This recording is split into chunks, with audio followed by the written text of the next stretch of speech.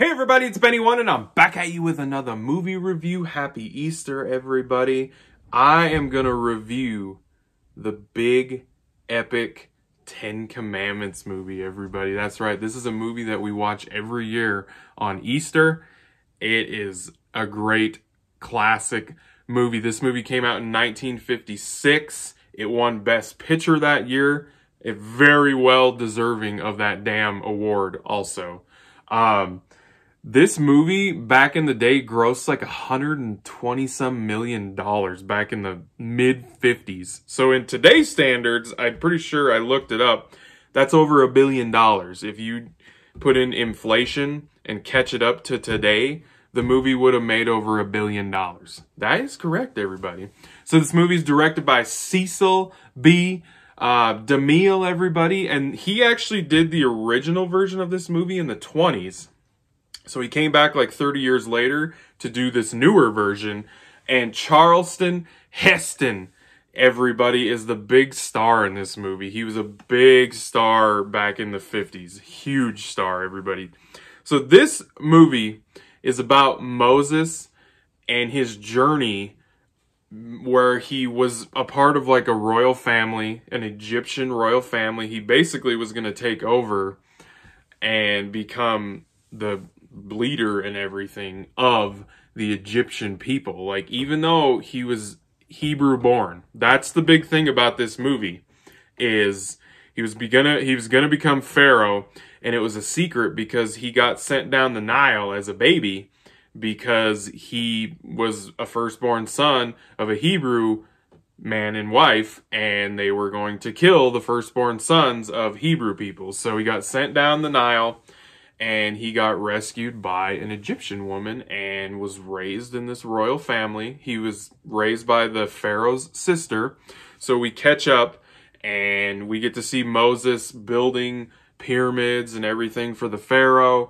And we get to see him in this luxury life of being a part of the royal Egyptian Pharaoh family and all that stuff. And he was basically going to take over the Pharaoh's son. So, but then the secret gets leaked out that he is a Hebrew-born person, and he finds out himself, and he decides that he is going to be a part of the slaves and the Hebrew slaves that are building these pyramids and monuments and statues and all this garbage. He decides he's going to take up his heritage and live with them and kind of disappear at first. But then they find out that he did that and who he really was, and the Pharaoh and his son banish him and everything. So like, we see him at a really, really high, and he gets drugged down to the lowest possible point ever, and they cast him away and send him away, and he becomes a sheep herder. We finds these new people. They're kind of like gypsies basically, and he goes up to the mountain of God, everybody, and he talks to the famous bush that's on fire. And when he comes down, he's got a beard, gray beard and long hair, and he basically is on his mission to free his people from being slaves with the word of God. And he goes and rescues them, and they come back, and then we get the epic parting the seas scene, and we get the Ten Commandments scene, and bang, I mean, that's basically the gist of the story of the movie. The movie is epic, people. For when this movie came out, this movie was leaps and bounds ahead of its time. Technical wise, it's beautifully shot, like, for when it came out. The effects in it and everything. For 56, I gotta tell you, this movie, I think it holds up pretty damn good, and it looks beautiful in 4K, people. Beautiful in 4K. The audio dips every once in a while. I did notice when I rewatched it though, which was kind of a bummer. Like, it'll be loud, and then it'll all of a sudden, like, someone turned it down. I kept, like, turning the volume up and being like, what the hell? Like, I did notice that, unfortunately, but it is an old movie, so. But it's epic. The settings, the scenes, the artwork, the set design, everything about it. Like, when he tells him to put his staff in the Nile and turn it full of, like, turn it into blood, they tap it in there. That is such a cool scene. Like, they do such a cool job with that stuff in this movie. Like, and the parting, the Red Sea thing, like, that you know what? For when this movie came out, that looks fantastic still to this day.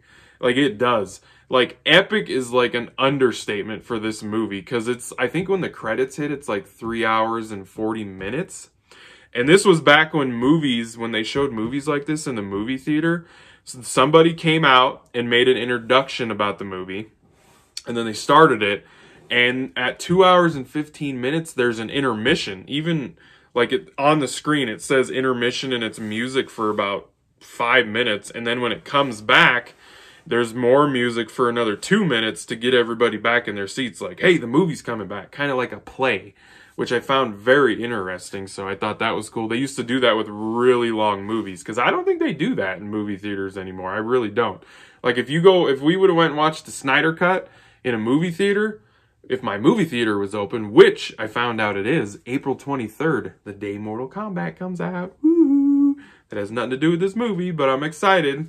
But yeah, I just found that interesting. So, and this is a good movie to watch around this time of year. It's about Bible stories and stuff like that. So even if you're not super religious, which I'm not, I did grow up in a Lutheran like household where we went to church and all that stuff. So I understand all this stuff and these stories. But even if you're not a religious person, you should check the movie out still, because as a film, it's a phenomenal film. It's well acted, full of a bunch of great actors, because you need great actors for a movie like this. You really do.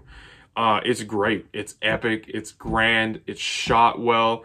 The special effects at the time were top notch, ahead of their time.